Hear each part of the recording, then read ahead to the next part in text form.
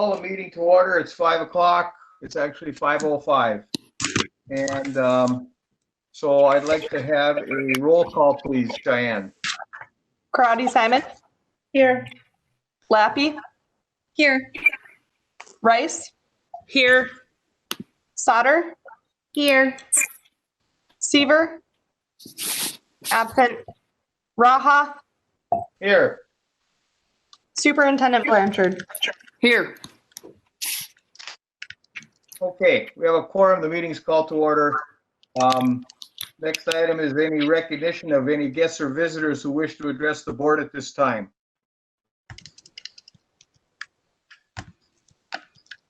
Okay. Hearing none. The agenda. We have a number of changes to the agenda. On the consent agenda, item A, we're going to remove that item from the agenda. Okay. And then also,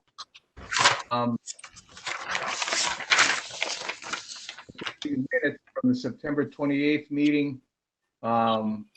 The time that Jackie joined the meeting was corrected to 5:03 p.m. So that's a change. And also under the consent agenda, item B is to approve the policy numbers 506.1, 511, 522, 523, 617, 713, and 8. And then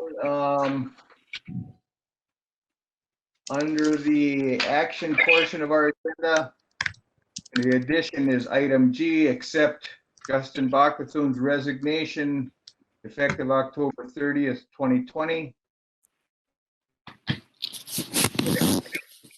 Is to approve the external posting for an elementary day shift bus driver. And under information, item B is the September Teachers on Call report. Okay, I think that's it. Okay, hearing those changes, I'm looking for a motion to approve the agenda as amended. So made by Shelley. Motion is by Shelley. Support? Support by Danielle. Danielle supports. Okay, any comments or questions? All those in favor? Oh, excuse me, I can't do it that way. I forget. Roll call, please, Cheyenne. Karate Simon. Yes. Lappy. Yes. Rice. Yes. Sauter. Yes. Seaver. Oh, sorry. Raha. Yes. Okay, motion carries. Thank you. Item 5 is to approve the minutes from the September 28th, 2020 regular meeting with the change of Jackie coming in at 5:03. We have a motion. So made by Cindy. Motion by Cindy. Support? Support by Jackie. Support by Jackie. Any comments or questions on those minutes? Roll call, please, Cheyenne. Karate Simon. Yes. Lappy. Yes. Rice. Yes. Sauter. Yes. Raha. Yes. Motion carries. Thank you. Item 6 is report. Item A is the superintendent's report. Jamie. Okay, guys, I'm not going to talk a lot because when I talk, I cough. And it's fun for me and it won't be fun for you. I would like to talk a little bit after Matt and Michael talk to you about the referendum and where we're at with that. I'd like to explain how I see things happening in the next 9 months with the board and strategic planning and that, which ties into what they're doing. Real quickly, all of the windows at the high school are done. They look really nice. And if I'm understanding things from my emails, and I'm still catching up, this week, the new blinds will be put in at the Von Steffen route that we approved. Other than that, I would, if you have questions, ask me questions. I'm not going to talk much here. Okay, any questions for Janie? Thank Don't you. we have, I have some questions about, but I can wait till discussion. Why don't I do that? Okay, About, can I ask what about? Just about how things are going. I'm curious at, with the distance learning, how the new distance learning teachers are doing. So I have a few. that I can answer right now. Let me Okay. bring a little bit to speed on that. Okay. I think that because the one distance learner teacher at the elementary had experience from last year, things are smoother at the elementary. And can you tell me how many students she has? She has 33. Okay. Okay, and then because the one we have at the Steffen route, this is kind of new for her. Uh-huh. She's learning, but it sounds like, and I'm going to be honest, I've been out of touch for off and on for 3 weeks, and when they talk about COVID fog, it is a real thing. It's hard to keep track of things. Things are starting to smooth out and work down there. Now, how many does she have?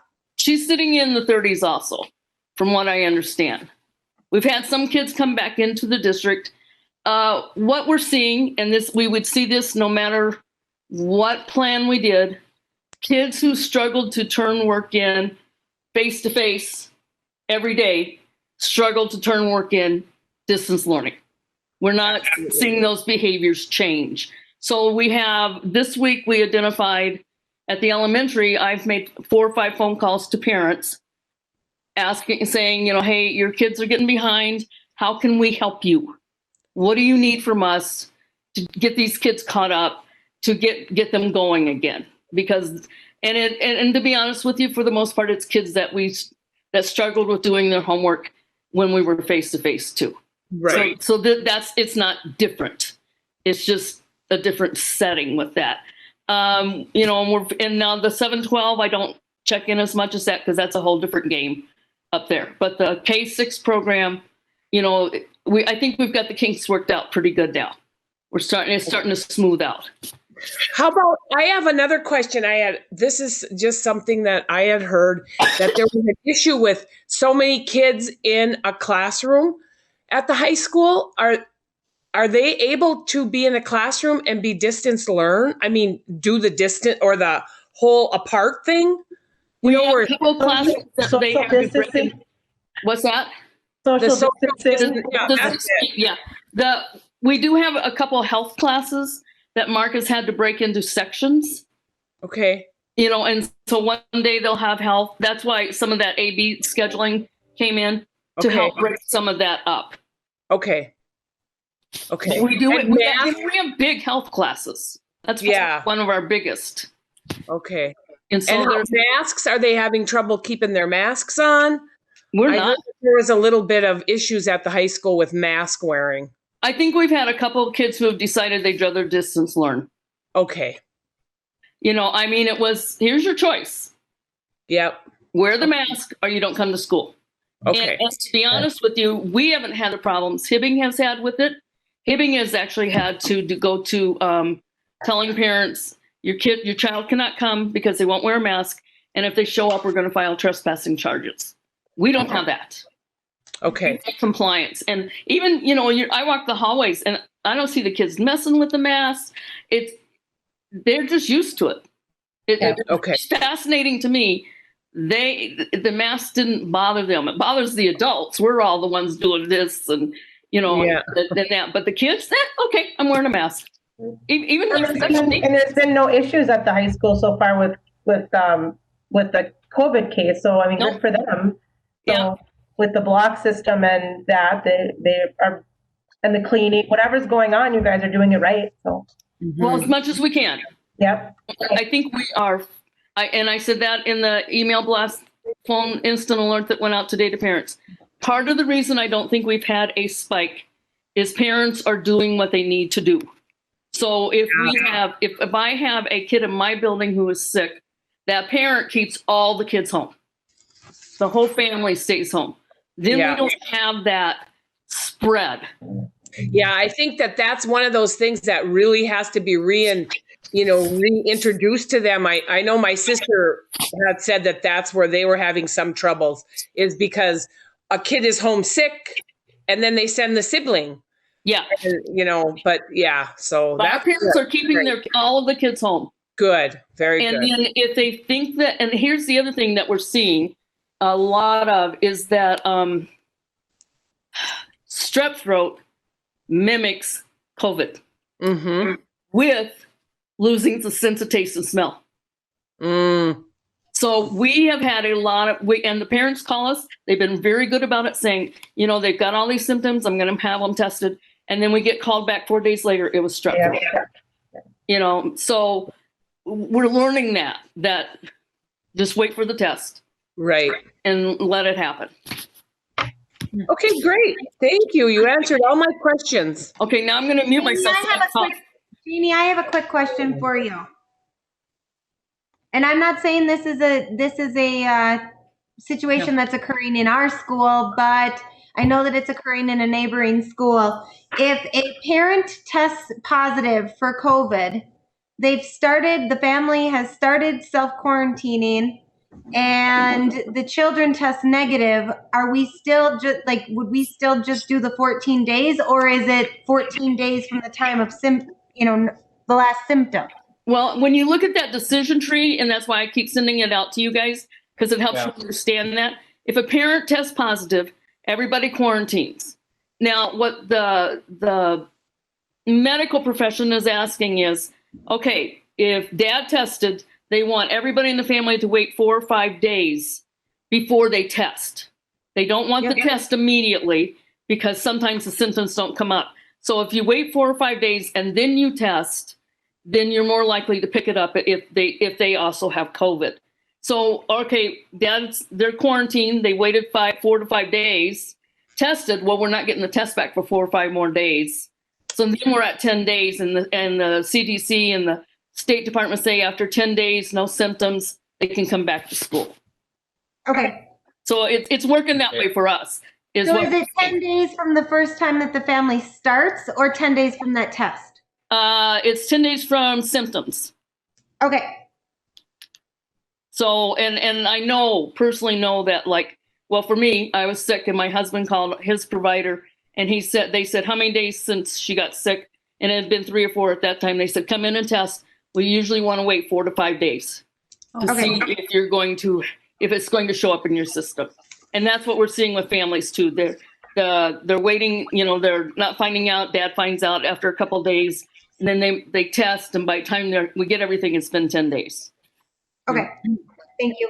Yep. I just have one comment, and just want to say thank you so much for doing the instant alerts. It's like rumors spread like wildfire in a small town. Yeah. Just to have those go out, every week even, just to give updates, it just takes a huge load off of, I'm sure, phone calls coming in and whatnot. And great idea, and I'm so thankful. We're really trying. It's such a fine line to walk of HIPAA. Mm-hmm. Right. Like today, for me, even saying that the staff member was at the elementary is borderline HIPAA violation, because now we've got an identifying mark with it. But at the same time, if I don't say that, then, and even with me saying it was at the elementary, limited contact, and all the families have been contacted, because I'm not going to send out an alert till we have done the contact tracing and we have talked to every family. Even with that, the Von Steffenrud got quite a few calls because people didn't listen to the entire message. Yeah, and they assumed when I said elementary, I meant Von Steffenrud, and I didn't. But right. Those are things. But if sorry, if I can keep those calls to 10 or 15 rather than 200, because people are worried and families are worried and scared, and if we can help that, we have to. Would it be Right. helpful if we sent those instant alerts to the staff too, or did they go to the staff or? To be honest with you, Cindy, I thought I had. Oh, It's a new instant alert system, and I thought I had checked parents Oh. and staff. yeah. Okay. So that's me I was learning the wondering. system, Okay. because I thought I had sent it to everyone. Oh, I didn't know that you didn't. I didn't know I if you found out had I or didn't. if you hadn't. I No. found out I didn't, but Oh, well. I'm learning a Okay. system. Okay. Yeah. Okay. Any other questions for Jamie before she starts going into a coughing frenzy? I'm there. Okay. All right. Thanks, everybody. Okay. Item B. We are looking forward to the proposal, a presentation from Baird Operating Referendum for the Timeline with Michael Hoheisel and Matt Rantapa. And I know how to say Rantapa because I'm with him. Anyhow, so gentlemen, if you're out there. Yes, good evening, everyone. This is Matt Ranapa from Baird. I apologize if you hear some background noise. My kids are upstairs having fun, so don't be surprised if you see a visitor on camera here. For my coworker here at home, my oldest daughter's 4, Emily, and she likes to poke her head in. But no, excited to be with you all tonight and talk about the operating levy and a potential operating levy request. Mike, are you on as well? I am, and you have Sam Healy in the background, folks. He's the new and improved Matt Rantapa. So, but it's good to see all your faces, and we're gonna try Matt presenting tonight. But if the crowd noise gets so bad, we'll step in here at the office. Okay, go ahead, Matt. All right, I'm going to try to share my screen, everyone, and let me know if this comes up.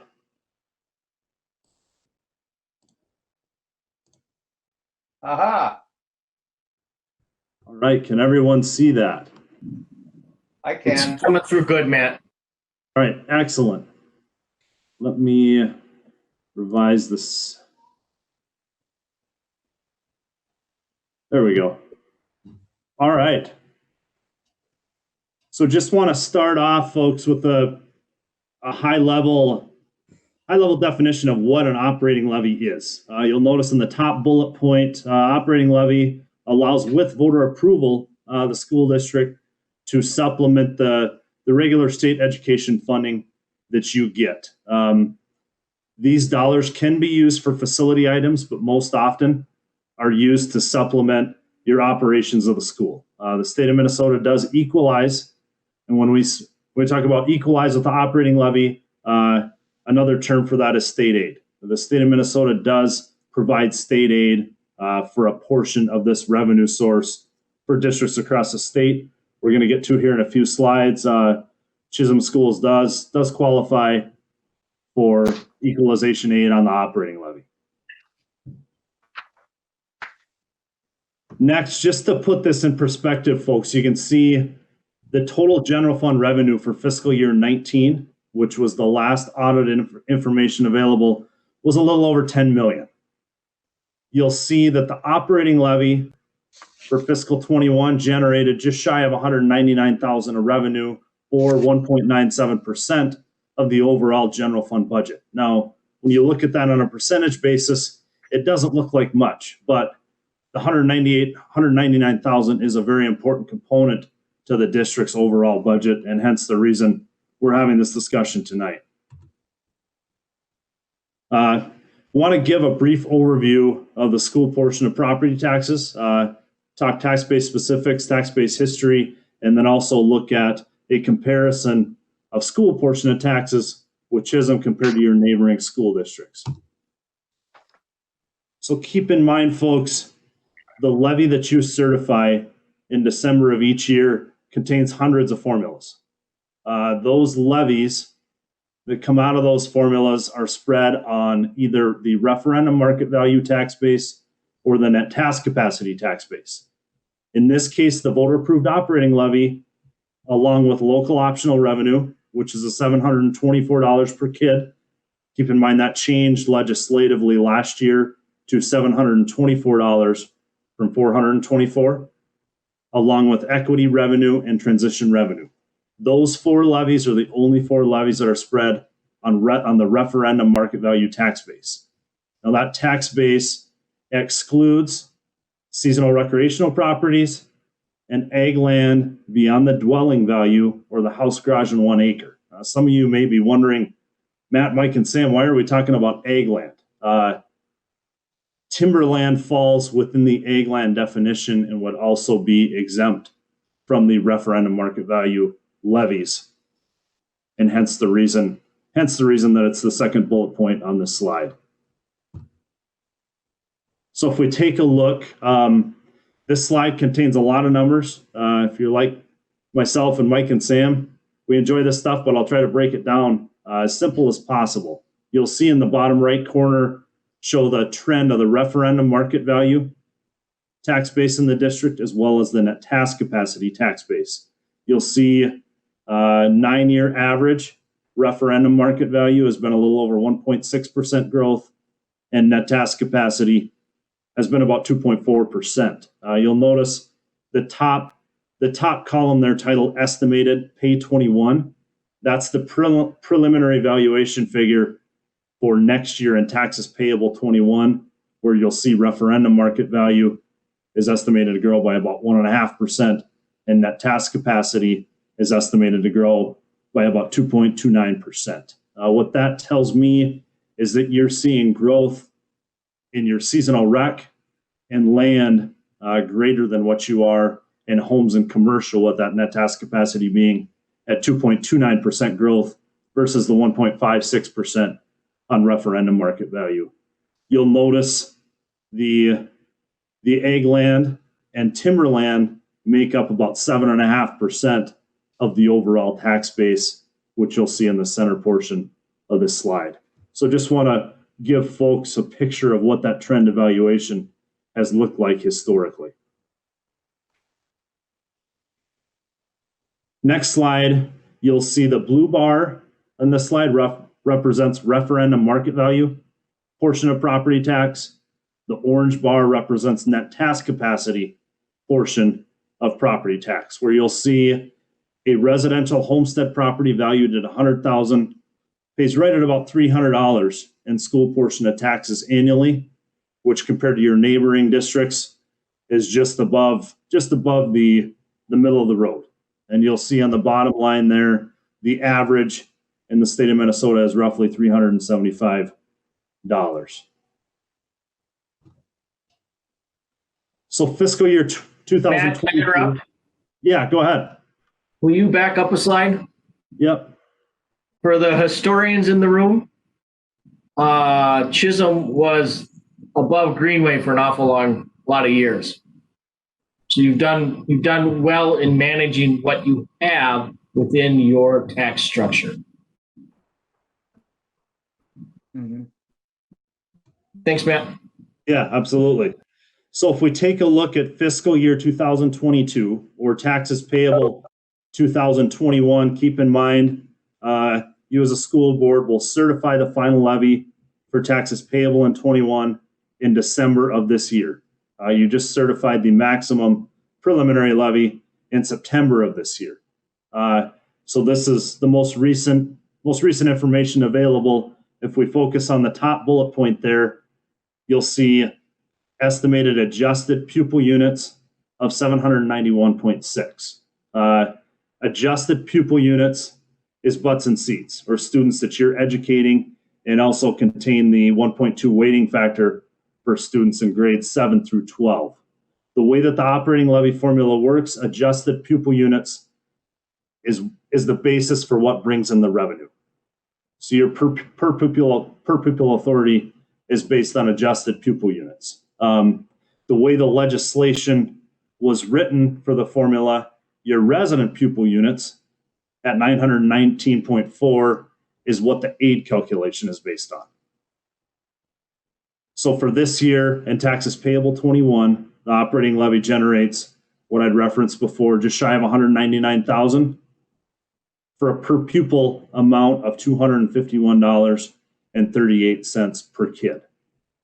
State aid overall was just shy of 61%, or will be shy of just 61% this year.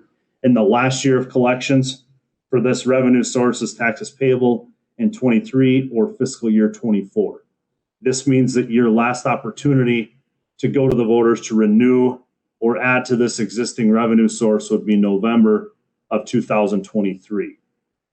And again, I mentioned on the previous slides, local optional revenue, the $724 per kid brings in a little over $573,000, and equity revenue brings in about $121,659.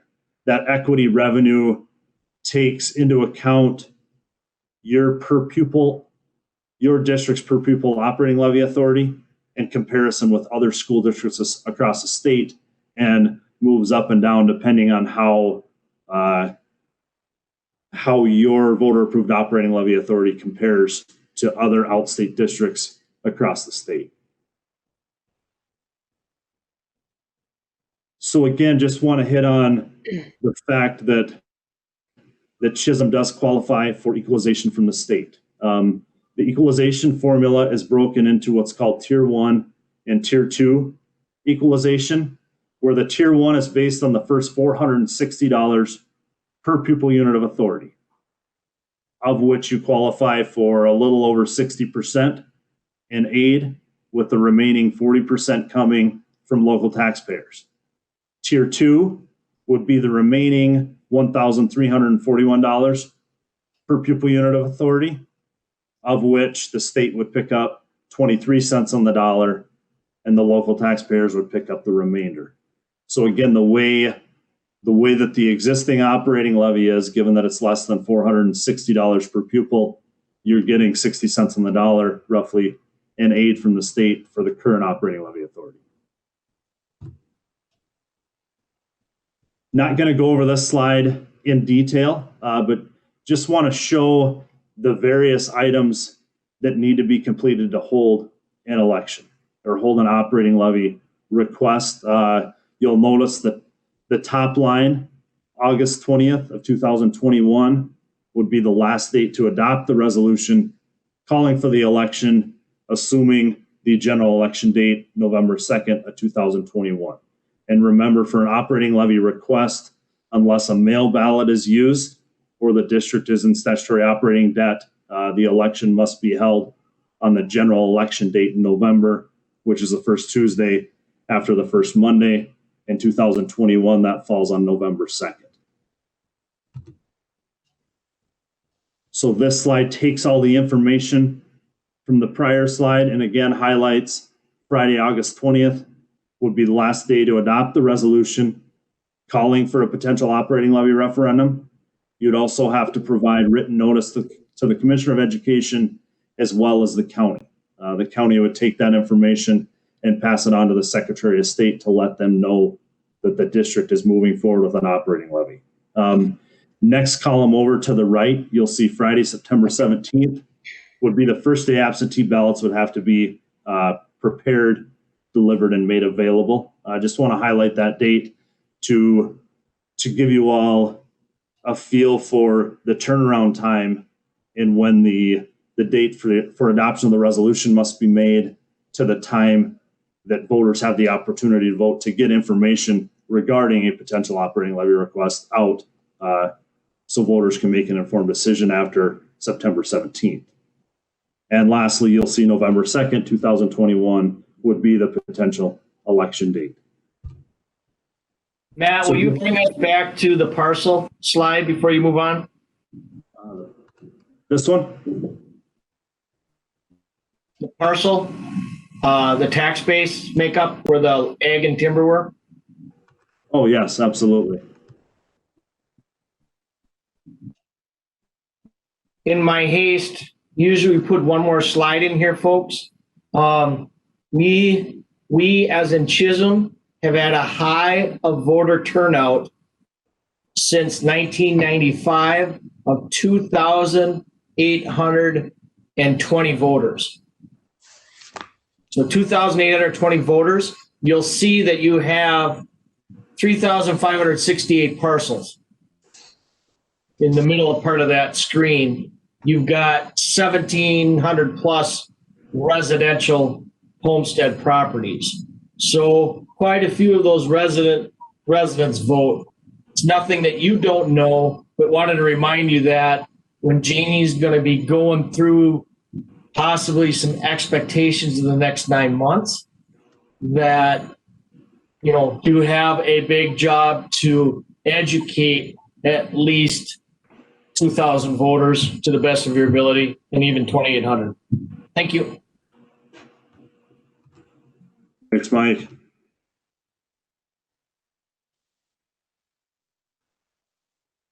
So next, just want to give you all a snapshot of what Baird's potential service package would look like. For operating levy assistance, you'll see the information in the top left portion of the slide, moving left to right. Begins, the first box is the first step in the process in providing a history of your operating levy referendum, so on and so forth.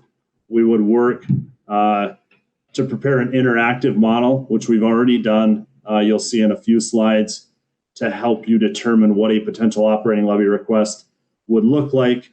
Once a decision is made, Baird would coordinate with legal counsel to provide the necessary resolution calling for the election, along with the other legal documents. As you move through the election process, the box on the right, you'll see highlights additional potential services.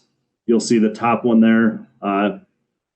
Baird's a little unique in that we provide a parcel-specific tax impact calculator, working with the county to get the parcel valuation data, so each individual taxpayer could potentially go on your website, enter the parcel ID number, and see the tax impact for their specific property for the referendum request.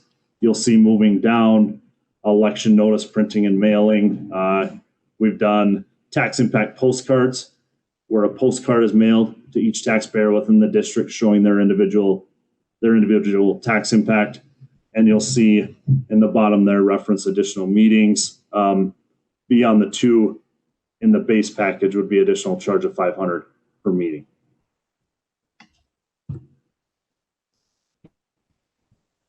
So the next few slides, folks, we've provided a hypothetical request of what a potential operating levy request could look like. You'll see the snapshot here is a picture from the interactive model that will allow us to look at various different scenarios per your request. We're starting, this first slide would generate a potential $100,000 in new revenue to the district. To do that, you'd have to ask voters for an additional $133.67 per kid. If you look in the bottom portion of this slide, you'll see the extra $133 would bring the total per pupil unit authority to a little over $385. The aid for this request that the state would be picking up would be 60%. Local taxpayers would pick up the remaining 40%. And you'll notice the $100,000 property value there. You'll notice that says property value and doesn't point out a specific property type. With the operating levy request, all properties are created equal, in that a $100,000 homestead residential property and a $100,000 commercial industrial property will both pay $20.30 annually, or $1.69 a month for this request. If we were talking about a net tax capacity levy, the commercial property valued the same as the home would pay a little more due to the class rate system utilized with net tax capacity levies. For referendum market value levies, that's not the case, where a similar value property will pay the same for the request. So the next hypothetical request here would be to ask the taxpayers to maximize the Tier 1 aid. Remember, Tier 1 is the first $460 per pupil, taking into account the district's existing $251 of operating levy authority. The new request would be for a little over $208 to get to the total $460 per kid.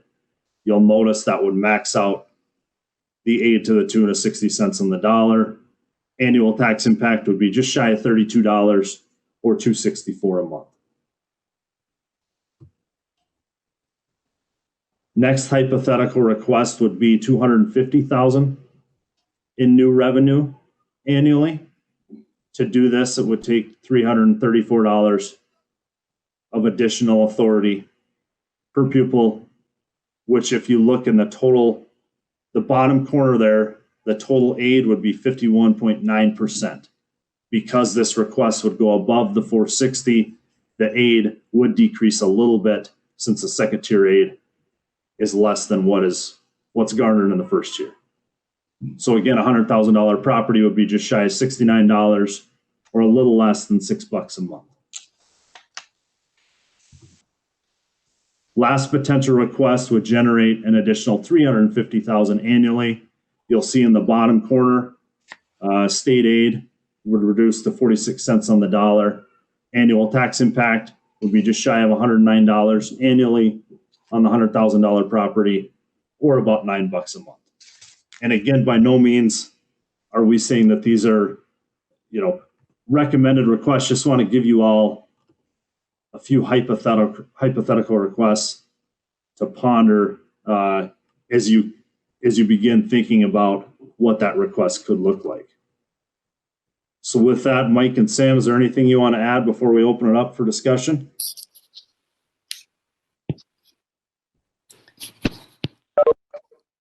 No, we're good. We're having trouble unmuting. I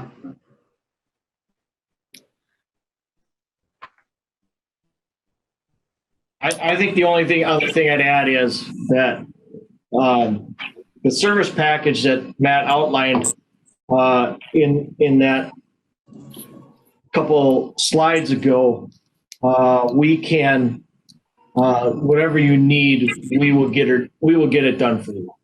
That's our commitment, that to roll with Janie and the district's plan and the board's plan, we will make it happen to the best of our ability.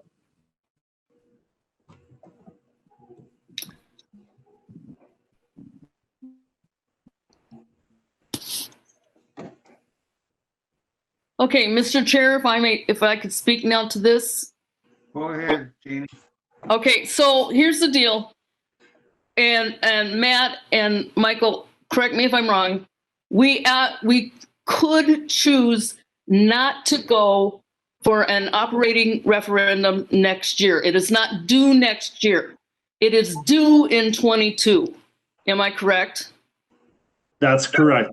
The final year of collection would be taxes payable in 23.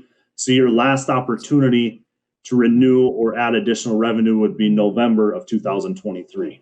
Right. But most school districts, because they know that we have to do the training, we have to teach, we have to explain, we have to educate our community for this, usually starts a year early, which is why Michael and Matt are on and talking to us now, because we know that we're going to have to go for an operating referendum in 22. But if we do it in 21, and then if it passes, awesome.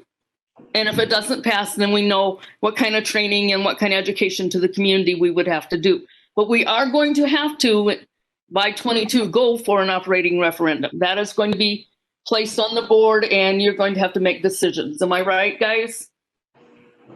Michael? Yeah, let me do a different way to look at it, Jeannie, as you catch your breath.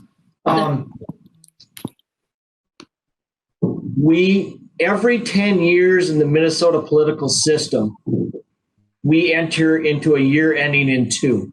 What happens in a year ending in 2? It means that all our senators, all our representatives, and the governor all get voted in at the same time.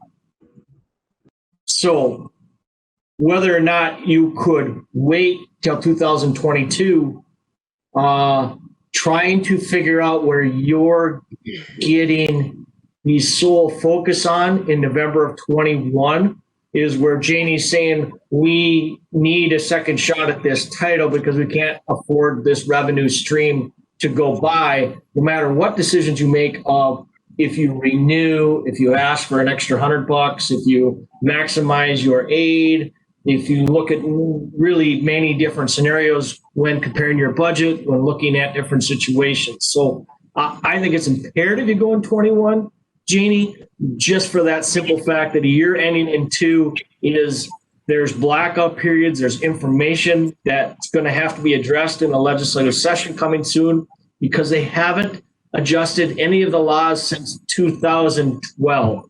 Right. And they definitely have adjusted some of the election laws since then. So there's some things coming up that we just don't know what to prepare for. Right. So that might help the rest of your decision as well. Right. I'm just trying to give them the overall big picture of this, of how this kind of works and why we're bringing it to them now, even though 22 would probably be, some districts would decide that. And so then part of all this process is we have 3 new board members who have been on the board for now 2 years, will be 2 years in January. We're adding a brand new board member. And then Clarice and Bob have gone through this quite a bit. So part of what I see as the need for the board is that we need a new strategic plan. And as part of that strategic plan, you as the board have to decide if you're going to ask for like the $100 more kid, the 250 more kid, or do you keep the operating referendum the same?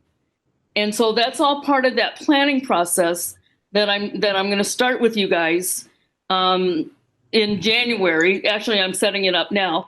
And I have a couple other vendors that want to talk to you guys about how they would do a strategic plan and incorporate the referendum. Now, Baird has been very good for us. And that. So just so you guys start thinking, what is best for Chisholm schools for the next, Matt, 10, 15 years now? When you're trying to solve something with the operational side, you really kind of have to focus on the next decade. Yeah. So now you guys need to start thinking, where do you want Chisholm schools in 10 years? And that's going to be part of the strategic plan, part of going for the referendum, and all of that. We're going to be bringing all those pieces together as you start to build and work on the future of Chisholm. So do you guys have any questions for Mike or Matt? I probably will, but I can't think of them now. It always comes up later, so I'll get in touch. I'm serious. Hi, it's Simone. I just want to thank Matt and Michael. Boy, sorry, are you getting a lot of... Stop for a minute, Simone. You have got a major echo. Do you have another... Hello, Clarice. Okay, try again, Simone.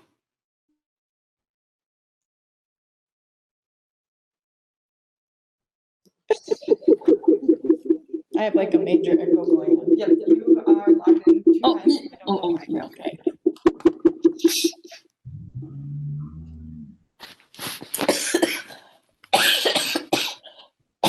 Sorry. Simone, I think you got 2 microphones going. Go. Okay, I'm back. Hello. I wanted to thank I wanted to thank Matt and Michael for speaking tonight. You guys are fantastic. Of course, Baird, we did our bond sale through them for all of our upgrades, and they've walked us through everything. Details, their presentations to us are fantastic. I think they make it so we all understand it. And yeah, if you guys have any more questions about any of it, you can email Janie or myself and we'll pass it on to the guys and we can get answers for you. But I just wanted to thank you, Baird, very much for speaking tonight. Thanks, guys. Thanks, guys. Jen, are you thinking when you talk different services, are you thinking like a PR group? Are you thinking strategic planning services? Are you thinking wrapping it all together? Well, looking at your operational budget? Just kind of curious, because sorry, gang, we didn't have a chance to talk to Janie prior to this presentation, right. But we play well with others, and we have been adding to our Baird team to add to that service offering as well. So whatever you might need, like I said, pose it. We'll lay out something that if we work with somebody else or you have somebody that you want us to work with, we'll play well with others. Right. And part of that is what these guys decide they want to do. I know that like Site Logic, who I know you've heard of, would like to talk strategic planning with these guys, and in Gensa, who did all of our facilities remodel, is also doing strategic planning, and they want to talk to them also. So just so that you know, they're going to talk too. But I know that we'll use Baird for at least part of this because of the services. That wasn't. I guess more for the board was in the event you're bringing in other consultants, we play well with others, and we will match our skills and not overbill you for pieces that might be duplicated or not necessary. Right. Cindy, you had something? I was just going to tell him to say hi to his wife. Oh, thank you. I will say hi from everybody that still knows her. Absolutely, thank you. She was sad that I wasn't going up to see you guys because she wanted to tag along tonight. So yeah, that would thank you. Our sophomore is starting on the Stillwater volleyball team in an hour and 10 minutes. So she said they won't talk too long. You'll be able to make the game. You just get across town when you get done. But make sure you say hi to everybody. So thank you all. Thank you, Mike. Thank you. All right, guys. Thank you very much. All right. You're welcome. Thanks, everyone. Have a great evening. You too. Okay. Clarisa's here. So that was very good. Those guys, they're pretty clear on it. But like Simone said, if you have questions, just shoot them over to her and she can verify, get some answers for us. So moving on with the agenda. Item 7, correspondence, we don't have any. Item 8, the consent agenda. Item A is deleted. So item B is to approve policy numbers 506.1, 511, 522, 534, 613, 617, 713, and 808. So seeing that, I'm looking for a motion to approve the consent agenda as read.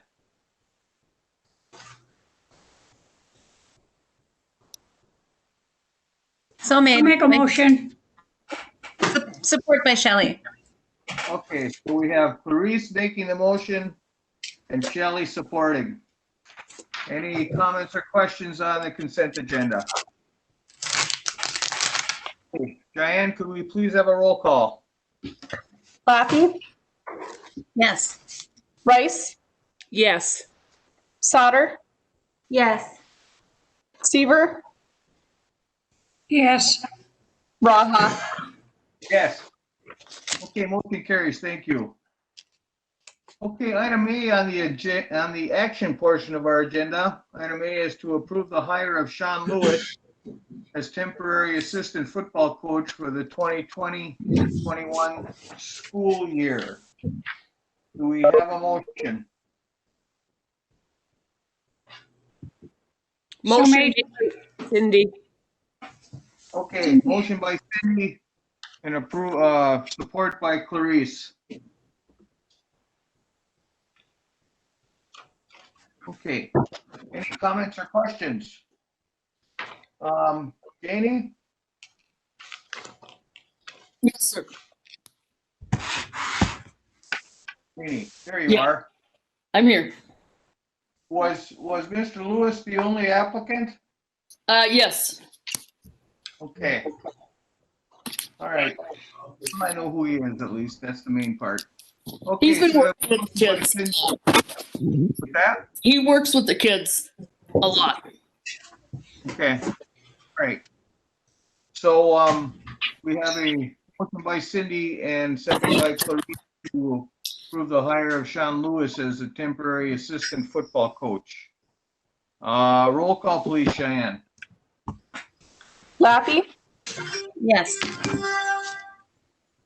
Rice, Yes. Sauter,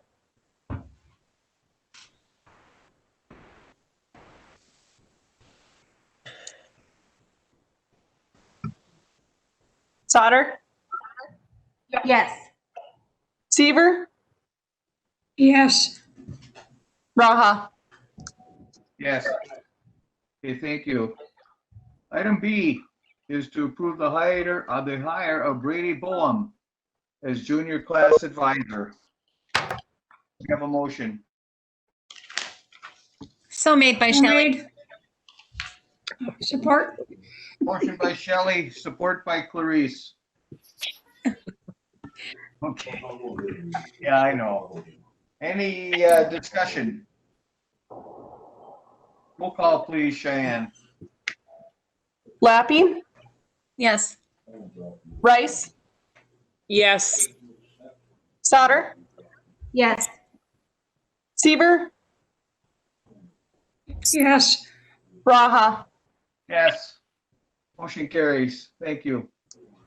Okay, item C, approve Dr. Janie Blanchard as the identified official with authority, IOWA. Minnesota Department of Education Professional Educator Licensing Standard Board, PELSB, and Office of Higher Education require annual designation of an identified official with authority for each local education agency that uses the Education Access Management System. The IOWA is responsible for authorizing, reviewing, and recertifying user access for the local education agency in accordance with the State of Minnesota Enterprise Entity Identity and Access Management Standard, which states that all user access rights to Minnesota state systems must be reviewed and recertified at least annually. The identified official with authority will authorize user access to the State of Minnesota education secure systems in accordance with users' assigned job duties, and will reduce that user access when it is no longer needed to perform their job duties. The director recommends that the board authorize Dr. Janie Blanchard to act as the identified official with authority for Chisholm Public School District 695. We have the motion.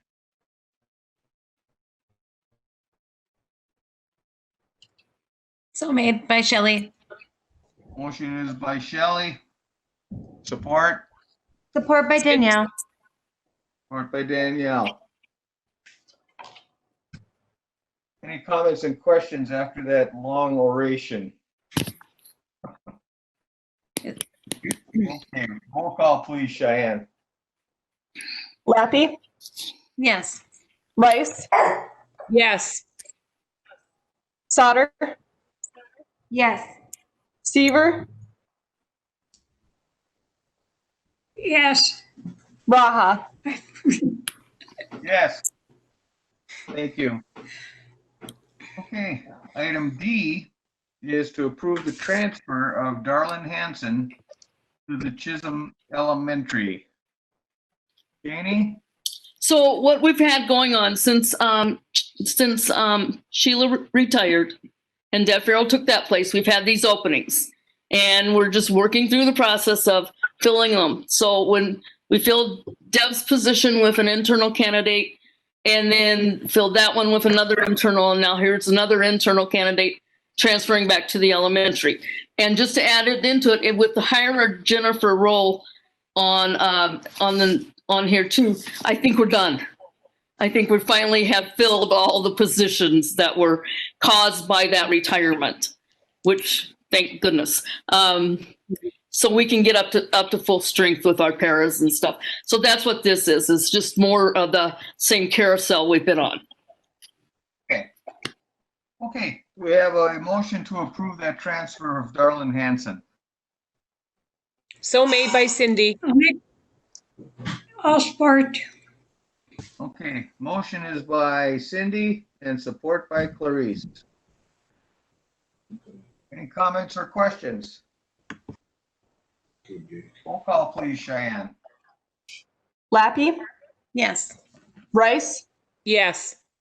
Sauter, Yes. Seaver, yes, Raha. Yes. Motion carries. Thank you. Item E is to approve Jerry Casey as a volunteer girls swimming coach. Do we have a motion? Motion is by Clarice. I saw her wave her hand. Do we have a support? Support Danielle. Danielle? Okay. Okay, any comments or questions? Okay, roll call, please, Cheyenne. Lappy, Yes. Rice, Yes. Sauter, Yes. Seaver, yes, Raha. Yes. Thank you, motion carries. Okay, then item F, approve the hire of Jennifer Roll as paraeducator effective October 19th, 2020, pending a background check. We have a motion. So made by Shelley, and her last name is Raleigh. That's what I kind of thought. Yeah, yeah. It's Raleigh. We're all aware of the Raleighs in town. Okay. Right. Shelley. So, okay, Shelley made the motion. Do we have a support? Support by Cindy. Support by Cindy. Any comments or questions? Roll call, please, Cheyenne. Lappy, Yes. Rice, Yes. Sauter, Yes. Seaver, yes, Raha. Yes. Okay, thank you. Motion carries. Okay. Item G is to accept Justin Bachethun's resignation effective October 30th, 2020. Do we have a motion? Motion by so Cindy. made, Okay, we have a motion by Cindy, and then I got lost. Their support. support, Support by Seaver. Comments or questions? Yeah. Okay, what happened here? He has chosen to take a position with the city. Really? Yeah. And so the whole thing starts again.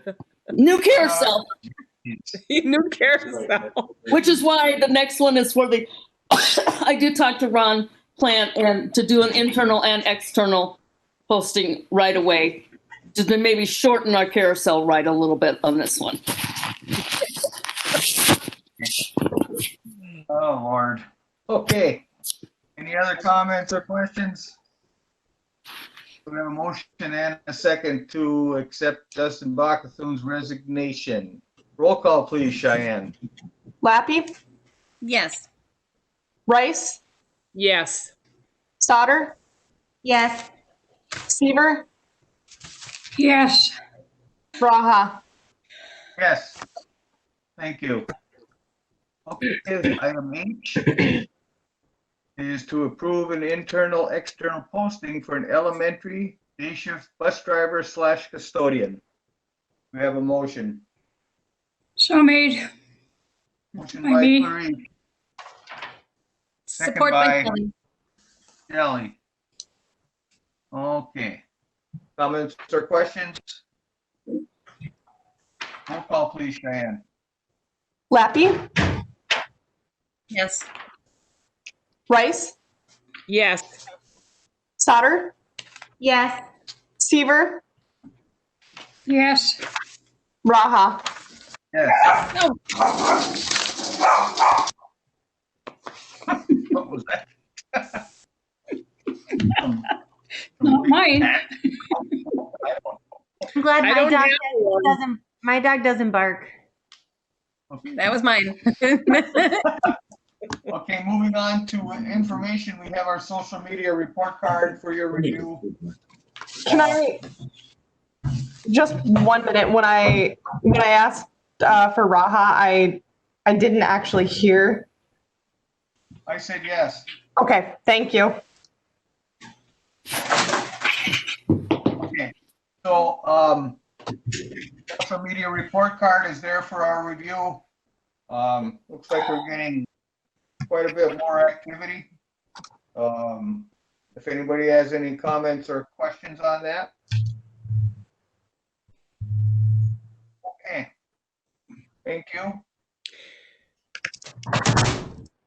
Moving on to last- I'm sorry, go ahead. but I have one more question, and it's about the new parent pickup at the Vaughn. How is that going? I looked at it. Amazing. I looked You at it hear her, Cindy? yesterday. Yeah. I looked at it yesterday and it was smooth as silk, seriously. Okay, good. It really has worked well. The other thing I really enjoyed about it was that Mr. Hancock was standing outside watching.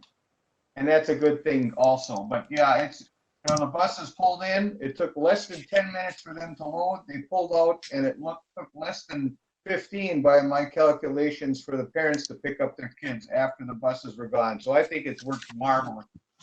Terrific. Glad to hear it. I will add that there has been thank yous from parents and some of the paras, the ones that were having to stand outside and load these kids. And they've all said that it's so much better. It just flows, it moves nicely. It wasn't that anybody did anything wrong. Again, like Shelley has said, we want Mr. Hancock to know that we do appreciate everything he does do in that school, because he does do a lot. Him having to make that change, it had nothing to do against him. Just sometimes plans can be tweaked, and we're all in a time where plans need to be tweaked. So, Yeah, and like I said, terrific, really done well. So thank you to the members and to the parents and the bus drivers and administrators. yes. Okay, last thing under information is the September teachers on call numbers there for your review. Any comments or questions on that? Okay. Hearing none, I will entertain a motion to adjourn.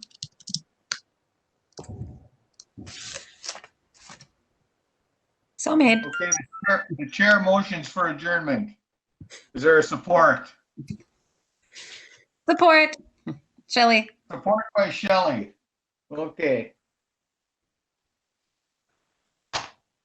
Roll call, please, Cheyenne. Lappy, Yes. Rice, Yes. Sauter, Yes. Seaver, Yes. Raha. Yes. Okay. Thank you, everybody. We are adjourned at 6:08. Thanks, you. guys. Thank you, everybody. Have a good Bye. evening. You too. Bye.